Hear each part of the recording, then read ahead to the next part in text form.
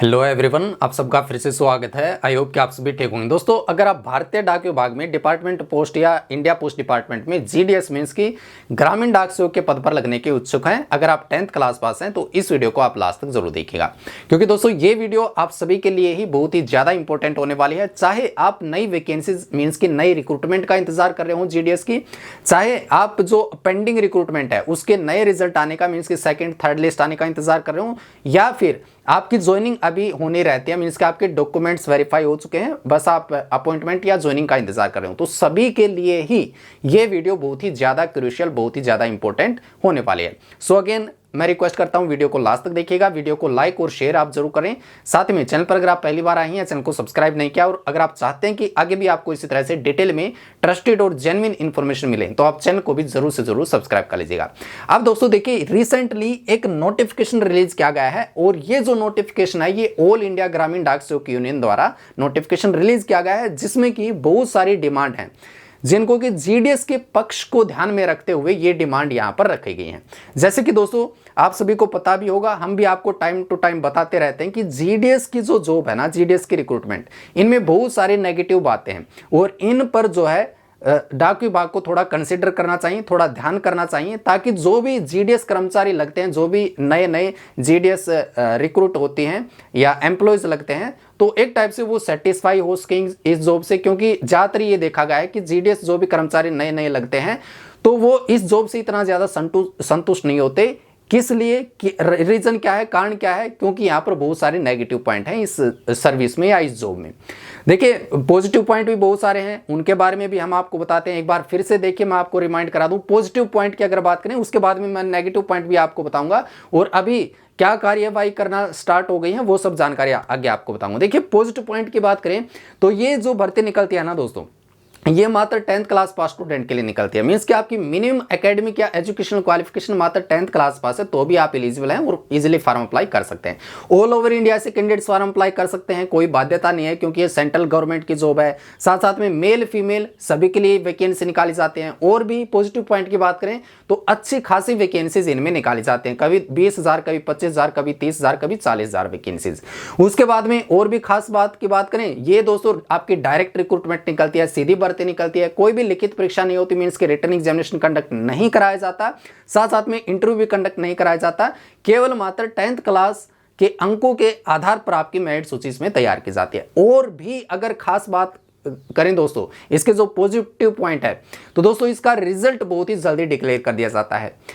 Form apply करने की last date के बाद 15 दिन के अंदर अंदर आपका रिजल्ट भी डिक्लेयर कर दिया जाता है विद इन 15 डेज। और दोस्तों ये बिल्कुल ट्रांसपेरेंट रिक्रूटमेंट है, मींस की पारदर्शी रिक्रूटमेंट है, भर्ती है, इसमें कोई भी घपलेबाजी की भी आज तक शिकायत नहीं हुई है। खासकर तो जब ये ऑनलाइन रिक्रूटमेंट हो गई है, ऑनलाइन एप्लीकेशन फॉर्म इनवाइट किए जाने लगे, उसके बाद तो बिल्कुल ट्रांसपेरेंट ये रिक्रूटमेंट आपकी हो गई है। ठीक है, तो ये कुछ खास बातें थी, कुछ पॉजिटिव पॉइंट जो कि आप सभी को जानना बहुत ही ज्यादा जरूरी है। लेकिन इसके साथ साथ में जो नेगेटिव पॉइंट है उनके बारे में भी आप सभी को कंसिडर करना बहुत ही ज्यादा जरूरी है। जैसे कि नेगेटिव पॉइंट की बात करें दोस्तों, इसमें जो आपको सैलरी प्रोवाइड कराए जाते हैं ना, वो इतनी कोई ज्यादा खास सैलरी नहीं होती है, खासकर तो अब के महंगाई के जमाने में। ठीक है, इसमें सैलरी इतनी ज्यादा नहीं मिलती है। साथ साथ में जो अलाउंसेस सेंट्रल गवर्नमेंट के एम्प्लॉयज को मिलते हैं, जो दूसरी सरकारी नौकरियों में मिलते हैं, वो अलाउंसेस भी यहाँ पर पे नहीं किए जाते हैं। जैसे कि दूसरी सरकारी नौकरियों में तो क्या होता है कि टीए मिलता है, ट्रैवलिंग अलाउंस मिलता है, एचआरए हाउस रेंटल अलाउंस मिलता है, और जिनकी ड्यूटी थोड़ी हार्डशिप एरिया में आ जाती है उनका अलग से अलाउंस पे किया जाता है। और यहाँ पर क्या है कि दोस्तों केवल एक अलाउंस आपको मिलता है, जो कि अगर आप जीडीएस बीपीएम के पद पर लग जाते हैं तो आपको ऑफिस मेंटेनेंस अलाउंस मिलता है, वो भी केवल 250-500 रुपए। और अगर आप जीडीएस एबीपीएम लगते हैं तो आपको साइकिल अलाउंस मिलता है या साइकिल मेंटेनेंस अलाउंस मिलता है, वो भी केवल 250-500 रुपए। ठीक है, केवल ये भत्ते आपको दिए जाते हैं, इसके अलावा आपको कोई भी अलाउंस वगैरह पे नहीं किया जाता, जो कि एक बड़ी कमी यहां पर निकल करके आती है। साथ साथ में मेडिकल की फैसिलिटीज इसमें नहीं पे की जाती, आपको भी नहीं मिलती, मींस के जो एम्प्लॉयज यहां पर लगते हैं तो उनको मेडिकल की कोई फैसिलिटीज नहीं मिलती। एज वेल एज जो डिपेंडेंट्स होते हैं जीडीएस कर्मचारियों के या फिर जो फैमिली मेंबर्स होते हैं उनको भी मेडिकल की एज सच कोई फैसिलिटीज अवेलेबल नहीं कराई जाती, जो कि एक बहुत बड़ी कमी यहां पर निकल करके आती है। साथ साथ में दोस्तों इसमें पेंशन का भी एज सच कोई प्रावधान नहीं है। ठीक है, जो कि यहाँ पर एक और बड़ी कमी है। और इससे भी ज्यादा बड़ी कमी दोस्तों मैं बता दूं कि यहाँ पर जो टारगेट बेस्ड वर्क है ना, उसको लेकर के बहुत सारी न्यूज आजकल आने लगी हैं। ठीक है, क्योंकि इसमें क्या है ना कि आपको डाक विभाग का तो काम करना ही पड़ता है, साथ साथ में इंडिया पोस्ट पेमेंट बैंक का काम जब से यहाँ पर इंप्लीमेंट होने लगा है, अलग अलग वेरियस टाइप के अकाउंट ओपन कराए जाने लगे हैं, जैसे कि सेविंग बैंक अकाउंट हो गया, रिकरिंग डिपॉजिट अकाउंट हो गया, करंट अकाउंट हो गया, एफडी जिसको टर्म डिपॉजिट अकाउंट वगैरह बोलते हैं, टाइम डिपॉजिट बोलते हैं। तो इस तरह से करके जो है बहुत सारा काम जो है जीडीएस कर्मचारियों को करना पड़ता है, और उसको अगर ध्यान में रखें तो सैलरी बहुत ही कम यहाँ पर पे की जाती है, जिसको क्या है कि यहाँ पर टारगेट बेस्ड वर्क होता है और जो कर्मचारी लगते हैं उनको ज्यादा वर्क प्रेशर फील होता है। ठीक है, तो ये बहुत सारी कमियां हैं, लेकिन इन कमियों पर अब ये देखिए काम जो है करना स्टार्ट हो गए हैं, क्योंकि होता क्या है ना कि दोस्तों कब तक चुपचाप बैठा रहा जाए। ठीक है, तो इन चीजों को ध्यान में रखते हुए जो ऑल इंडिया ग्रामीण डाक सेवक यूनियन है या जो भी यूनियन है जो कि जीडीएस कर्मचारियों के लिए कार्यरत हैं, काम कर रहे हैं, उनकी डिमांड को आगे लेकर के आते हैं, उन्होंने अब ये रिकमेंडेशंस जो हैं डाक विभाग के समक्ष रखी हैं ताकि इन पर अच्छे तरीके से कार्य किया जा सके। अब यहां पर देखिए इन्होंने साफ साफ बोला है, extend monthly pension to GDS under the unified pension scheme NPS और इक्विवेलेंट, मींस कि जीडीएस कर्मचारियों को पेंशन के अंतर्गत शामिल किया जाए। जो भी सेंट्रल गवर्नमेंट के दूसरे एम्प्लॉयज हैं उनको जो पेंशन मिलती है उसी तरह से जीडीएस कर्मचारियों को भी पेंशन का मिलनी चाहिए, पेंशन का प्रावधान करना चाहिए जीडीएस कर्मचारियों के लिए भी। साथ साथ में ग्रांट 8 आवर्स ड्यूटी, 8 घंटे की ड्यूटी की जानी चाहिए। देखिए दोस्तों इसमें क्या है ना कि आपको जो सैलरी मिलती है वो 4 घंटे कार्य करने के बदले में सैलरी मिलती है, और ये मैं आपको बताऊं देखिए 4 घंटे का तो केवल नाम है। देखिए आप जाते भी हैं, आप आते भी हैं, वो टाइम भी आप इसमें शामिल कीजिए, आपका टाइम कंज्यूम होता है। और जो टारगेट बेस्ड वर्क होते हैं, कई बार आपको जो है गांव में फेयर अरेंज करवाने होते हैं, अवेयरनेस कैंपेन अरेंज करवाने होते हैं, उसका भी अलग से समय लगता है, और बहुत सारा काम आ जाता है। कई बार जीडीएस बीपीएम के ऊपर ऑफिस काम करना पड़ता है, साथ साथ में जो टारगेट आ जाते हैं ना, तो वो काम अचीव करने में बहुत सारा टाइम जो है कंज्यूम हो जाता है। तो इस तरह से करके 4 घंटे का तो केवल नाम है, बहुत टाइम लग जाता है, 5 से लेकर 6 घंटे तक का भी टाइम लग जाता है। तो इन्होंने क्या बोला है कि 4 घंटे की जो ड्यूटी आपने बोल लिया है इसको 8 घंटे किया जाए। Grant 8 hours duty to all GDS with higher TRC, जो इनको टीआरसी मींस की जो सैलरी मिलती है तो इसको भी बढ़ाया जाए। जैसे कि 4 घंटे का टीआरसी जो बीपीएम को मिलता है वो 12,000 रुपये मिलता है बेसिक पे, और जो एबीपीएम को मिलता है वो 10,000 रुपये मिलता है। तो ये जो टीआरसी मिलता है ना, ये 12,000 रुपये 10,000 रुपये, तो इसको भी बढ़ाने के बारे में यहाँ पर ये बोला गया है। यहाँ पर रिकमेंडेशन या डिमांड रखी गई है कि इसको भी जो टीआरसी है इसको बढ़ाया जाए, साथ साथ में पे स्केल को भी इंक्रीज किया जाए, साथ साथ में फुल सर्विस बेनिफिट, जो कि सर्विस के जितने भी बेनिफिट मिलते हैं दूसरे सरकारी कर्मचारियों को, वो सारे के सारे बेनिफिट अब जो है जीडीएस कर्मचारियों को भी मिलने चाहिए। दोस्तों देखिए आपका क्या ओपिनियन है इसके बारे में जरूर बताइएगा। लेकिन देखिए मैं अपना पर्सनल ओपिनियन बता दूं तो मेरे ख्याल से दोस्तों अब समय आ चुका है कि जीडीएस कर्मचारियों की सैलरी में कुछ ना कुछ ज्यादा इंक्रीमेंट किया जाना चाहिए। देखिए दूसरी सरकारी नौकरियों में तो इतनी सारी फैसिलिटीज भी मिलती हैं, बेनिफिट्स भी मिलते हैं, सारे के सारे सैलरी भी ज्यादा मिलते हैं। इसमें तो बेनिफिट तो कुछ मिलते ही नहीं, मेडिकल की फैसिलिटी नहीं मिलती, अदर कोई बेनिफिट नहीं मिलते, और ऊपर से सैलरी भी कम है। ठीक है, तो इस तरह से करके मेरे ख्याल से सैलरी में कुछ इंक्रीमेंट किया जाना चाहिए, या बेनिफिट्स जो दिए जाते हैं फैसिलिटीज उनमें कुछ वो एडिशन किया जाना चाहिए। ठीक है, ताकि थोड़ी सेटिस्फैक्शन मिल सके जीडीएस कर्मचारियों को, उनको लगे कि हाँ हम किसी पद पर जो है नियुक्त हो रखे हैं, किसी अच्छे पद पर। अब दोस्तों देखिए आपके 8वें पे कमीशन की भी चर्चा होने लगी है। नेक्स्ट ईयर से आपका 8वां पे कमीशन लागू होने की बात हो चुकी है, तो दूसरे सरकारी कर्मचारियों का तो जल्दी से जल्दी इंप्लीमेंट हो जाएगा। यहां पर सवाल खड़ा होता है कि आखिर जीडीएस कर्मचारियों को 8वां पे कमीशन का बेनिफिट मिलेगा या नहीं मिलेगा, तो उसके बारे में भी यहां पर जानकारी आगे बताई गई है। लेकिन उससे पहले देखिए ये बोला गया है अपॉइंटमेंट ऑफ 8th सीपीसी। देखिए यहां पर बोल दिया गया है कि 8वां पे कमीशन लागू होने के लिए अपॉइंटमेंट अथॉरिटी को जो है कंसीडर किया जाए, और inclusion of GDS issues in all terms of reference of the commission.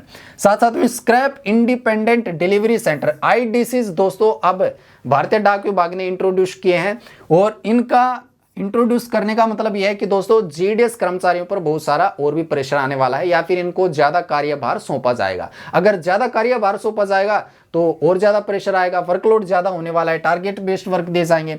तो इन्होंने बोला है कि ये जो आईडीसीज है ना इनको स्क्रैप किया जाए, इनको एक टाइप से लागू ना किया जाए, इंप्लीमेंट ना किया जाए। अगर इंप्लीमेंट किए जाते हैं, if implemented GDS must be absorb with full benefits, तो फिर जीडीएस अगर लागू किए जाते हैं तो फिर जीडीएस को सारे बेनिफिट मिलने चाहिए, ठीक है। या फिर आप ये आईडीसीज को इंप्लीमेंट ही ना करें, अगर इंप्लीमेंट करते हैं तो फिर जीडीएस को सारे बेनिफिट दें आप, ठीक है। तो ये जानकारी बताई गई है। इसके बाद में implement without delay all positive recommendations of the Kamlesh Chandra committee including, तो एक कमलेश चंद्र कमेटी यहां पर बताई गई थी, तो उन्होंने अपनी बहुत सारी रिकमेंडेशंस पेश की थी या बहुत सारी रिकमेंडेशंस के बारे में बोला था, और उसमें यह बोला गया था rational fixation of TRCA from 1 January 2016 equal to regular employees. तो उन्होंने ये बोला था जो भी रेगुलर कर्मचारी होते हैं ना, जिनको देखिए 8 घंटे कार्य करने के बदले में सैलरी दी जाती है या फिर भत्ते वगैरह दिए जाते हैं, तो उनके समान जो है ये आपके जीडीएस कर्मचारियों को भी सारे के सारे बेनिफिट्स मिलने चाहिए या फैसिलिटीज मिलनी चाहिए, उनके इक्विवेलेंट सैलरी मिलनी चाहिए। तो ये कमलेश चंद्र की चंद्र कमेटी के सारे रिकमेंडेशंस को इंप्लीमेंट करने के बारे में जानकारी बोली गई है। साथ में grant of time bound financial upgradation at par with departmental staff after 12, 24 and 30 years to be counted for all purposes including TRC, DA, bonus, ETC. तो यहां पर बोला गया है जैसे कि देखिए बहुत सारे ऐसे कर्मचारी होते हैं जो कि प्रमोशन नहीं ले पाते और उनका टाइम ज्यादा हो जाता है डिपार्टमेंट में लगे हुए, जैसे कि किसी का 12 साल हो जाता है जीडीएस कर्मचारी लगे हुए, और जीडीएस के पद पर ही कि कोई 24 साल कंप्लीट कर लेता है, जीडीएस के पद पर ही कोई 36 साल भी कंप्लीट कर लेता है डिपार्टमेंट में। तो उनके लिए बोला गया है कि अगर जो जीडीएस एम्प्लॉय 12 साल तक रेगुलर सर्विस कर लेता है, उनकी अगर उनका प्रमोशन नहीं हो पाता है तो उनको जो है थोड़ा अलग से उनका टीआरसी भी बढ़ाया जाए, उनको डियरनेस अलाउंस भी ज्यादा पे किया जाए या बोनस वगैरह उनके लिए ज्यादा दिया जाना चाहिए, उनका प्रावधान अलग से किया जाना चाहिए, ठीक है। तो इस तरह से इन्होंने बोला कि 12 साल जो जीडीएस कर्मचारी लग जाते हैं, 12 साल की रेगुलर सर्विस हो जाती है तो उनको अलग से पे किया जाना चाहिए, 24 साल वालों को अलग से और ज्यादा, 36 साल वालों को और ज्यादा जो है पे किया जाना चाहिए। इसी तरह से remove the existing 1.5 lakh cap of on GDS gratuity, तो जीडीएस को जो ग्रेचुइटी दी जाती है 1.5 लाख की, इसको रिमूव किया जाए, एक टाइप से हटाया जाए। Allow carry forward and encashment of paid leave up to 180 days, तो पेड लीव के बारे में भी यहां पर जानकारी बोली गई है कि 180 डेज तक की पेड लीव दी जाए जीडीएस कर्मचारियों को। इसके बाद में provide medical facilities to GDS and their families under CGHS-ESI, तो ये देखिए मेडिकल की फैसिलिटीज इनको प्रोवाइड नहीं कराई जाती हैं जीडीएस कर्मचारियों को, तो उनके बारे में भी यहां पर जानकारी बोली गई कि इनको फैसिलिटीज वगैरह प्रोवाइड कराई जानी चाहिए। यहां पर देखिए अब abolish all incentive based scheme, जितनी भी इंसेंटिव बेस्ड स्कीम चल रखी हैं, जिनको बोला जाता है ना कि ये अगर खाता ओपन करवा दिया तो उसके बदले में आपको कमीशन मिलेगा, कमीशन का मतलब इंसेंटिव आप बोल सकते हैं, इक्विवेलेंट इंसेंटिव। तो ये इंसेंटिव वगैरह का जो सिस्टम चल रखा है ना, ये इसको रिमूव किया जाए, एक टाइप से हटाया जाए। इससे क्या होता है ना दोस्तों, जीडीएस कर्मचारियों पर एक एक्स्ट्रा प्रेशर आता है, ठीक है। उससे क्या होता है कि जो उनके बड़े ऑफिशियल होते हैं वो भी इंसेंटिव का लुभाव दे करके, लूर करके उनको फिर क्या है प्रेशर उन पर आता है। तो इस तरह से इन्होंने बोल रखा है कि जो ये इंसेंटिव बेस्ड ये शोशेबाजी ढकोसलेबाजी चली हुई है ना एक टाइप से, तो इसको जो है अबोलिश किया जाए, इसको हटाया जाए, क्योंकि इससे एक एक्स्ट्रा वर्क प्रेशर आता है जीडीएस एम्प्लॉयज के ऊपर। ये तो नहीं कि केवल ऑफिस कार्य किया जाए, उसके बदले में इन्होंने क्या कर रखा है कि आप इतने खाते ओपन करवाएंगे तो आपको इंसेंटिव मिलेगा, कमीशन मिलेगा। उस चक्कर में क्या होता है कि जीडीएस एम्प्लॉयज का थोड़ा माइंड डाइवर्ट होता है, ठीक है, उनके ऊपर एक्स्ट्रा वर्कलोड आता है। तो यहाँ पर देखिए include all work done by GDS, जैसे कि इंडिया पोस्ट पेमेंट बैंक के खाते ओपन करवाए जाते हैं, इनसे पीएलआई आरपीएलआई करवाए जाते हैं, सेविंग स्कीम्स के खाते ओपन करवाए जाते हैं, मनरेगा। इससे क्या होता है, इन वर्कलोड असेसमेंट, वर्कलोड ज्यादा होता है इनके ऊपर। End of all discrimination in annual increments and TRC determination based on workload, workload के नाम पर जो डिस्क्रिमिनेशन है, भेदभाव है, जो आपका एनुअल इंक्रीमेंट करने के बारे में और जो टीआरसी इंप्लीमेंट करने के बारे में, तो उसको जो है खत्म करने के बारे में यहाँ पर जानकारी बताई गई। देखिए यहाँ पर भी देख सकते हैं, grant second TRC to new recruits engaged for 5 hours work following the principle of equal pay for equal work. तो यहां पर बोला गया है कि जो जीडीएस कर्मचारी स्टार्टिंग में लगते हैं उनका सेकंड टीआरसी का उनको जो है पे मिलना चाहिए, मीन्स की सैलरी उनको सेकंड टीआरसी की मिलनी चाहिए, जो कि आपके 5 घंटे काम करने के बदले में सैलरी मिलती है, जो कि आपका है ना 12,000 रुपये देखिए जीडीएस बीपीएम को मिलते हैं। यहाँ पर इन्होंने क्या बोला है कि अब ये वर्कलोड ज्यादा होने लगा है तो इनको क्या है 14,500 रुपये मिलने चाहिए स्टार्टिंग में, ना कि 12,000 रुपये। तो मेरे ख्याल से ये इंप्लीमेंट किया जाना चाहिए। साथ साथ में ensure uniformity in annual increment drawer between GDS and regular staff.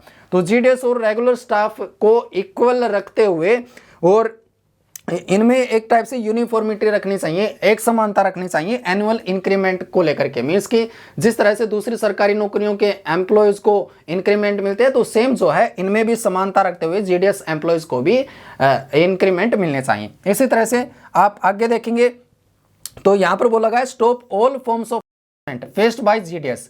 तो जीडीएस को जो भी हैरेसमेंट फेस किया जाता है या फिर करना पड़ता है जीडीएस एम्प्लॉयज या वर्कलोड ज्यादा होता है, जैसे कि अनरीजनेबल बिजनेस टारगेट दिए जाते हैं, ये इनको स्टॉप किया जाए, इनको खत्म किया जाए। Provide branch offices with laptop printer and broadband wireless network facilities. तो इनको ब्रांच ऑफिस में इस टाइप की फैसिलिटीज भी प्रोवाइड करानी चाहिए। आजकल देखिए नेटवर्क के अगर अच्छा नहीं होगा तो खाते वगैरह ओपन करने में या फिर ऑफिस का काम करने में प्रॉब्लम फेस करनी पड़ेगी। बैंक का एक टाइप से काम होने लगा तो लैपटॉप की फैसिलिटी तो होनी चाहिए, प्रिंटर की फैसिलिटीज होनी चाहिए, अच्छा इंटरनेट का कनेक्शन होना चाहिए जिसमें ब्रॉडबैंड या वायरलेस नेटवर्क अवेलेबल होना चाहिए, ताकि अच्छे तरीके से सुचारू रूप से जो है जीडीएस एम्प्लॉयज कार्य कर सकें। तो ये जानकारी यहाँ पर बताई गई, इनको ये सारी फैसिलिटीज अवेलेबल करानी चाहिए। अब तो क्या है, अब तो एक हैंड हेल्ड डिवाइस इनको अवेलेबल करा रखा है, केवल उस डिवाइस से जो है इनको सारा काम करना पड़ता है। ठीक है, मेरे ख्याल से ये सारी चीजें भी इनको अवेलेबल कराई जानी चाहिए ताकि एक अच्छे तरीके से सीमलेसली कार्य कर सकें बिना किसी रुकावट के, बिना किसी बाध्यता के। ठीक है, तो ये यहाँ पर कुछ जानकारियां, आगे भी अदर इंफॉर्मेशन है, ये इतनी कोई खास इंफॉर्मेशन नहीं है, ये तो केवल ऑल इंडिया ग्रामीण डाक सेवक यूनियन के रिगार्डिंग में। लेकिन जीडीएस एम्प्लॉयज के लिए जो जानकारी है वो यहाँ पर 7 पॉइंट में डिस्कस की गई है, जो कि इनको फेवर को ध्यान रखते हुए हैं, जीडीएस एम्प्लॉयज को या फिर जीडीएस की नौकरी को ध्यान में रखते हुए ये सब जानकारी बताई गई है। ठीक है, ये अगर दोस्तों इंप्लीमेंट कर दी जाती हैं, लागू कर दी जाते हैं, तब मेरे ख्याल से ये जीडीएस की जो नौकरी है ये एक अच्छी नौकरी और हो जाएगी। ठीक है, बहुत ही अच्छी नौकरी हो जाएगी। देखिए सैलरी में भी इंक्रीमेंट हो जाएगा, मेडिकल की फैसिलिटीज भी इंक्रीज हो जाएंगी आपकी, और जैसे वर्किंग आवर्स ज़्यादा हो जाते हैं तो इनको हो सकता है कि आगे हमारी आने वाली भर्तियों में रेगुलर एम्प्लॉयज की कैटेगरी में भी शामिल कर लिया जाए। और इन सब पॉइंट्स के बारे में आपको क्या कहना है, ये सब लागू किए जाने चाहिए या नहीं किए जाने चाहिए, वो सब जानकारी आप हमें अपने ओपिनियन के तौर पर इसी वीडियो के नीचे कमेंट बॉक्स में बता सकते हैं। तो ये सब जानकारी थी दोस्तों जो कि आपके साथ में शेयर करनी थी। बहुत सारे नए कैंडिडेट होते हैं, नए स्टूडेंट होते हैं जिनको ये जानकारी नहीं पता होती है, तो सबको जानकारी पता होनी चाहिए। आपका अगर कोई सवाल हो इस रिक्रूटमेंट को लेकर के, चाहे सैलरी को लेकर के, चाहे प्रमोशन को लेकर के, ट्रांसफर को लेकर के, आप कमेंट बॉक्स में पूछ सकते हैं, उसका रिप्लाई करने की पूरी कोशिश करेंगे। वीडियो को देखने के लिए दोस्तों आप सबका दिल से थैंक यू। इसी के साथ में मिलेंगे नए वीडियो में कुछ नए इंपॉर्टेंट जानकारी के साथ में।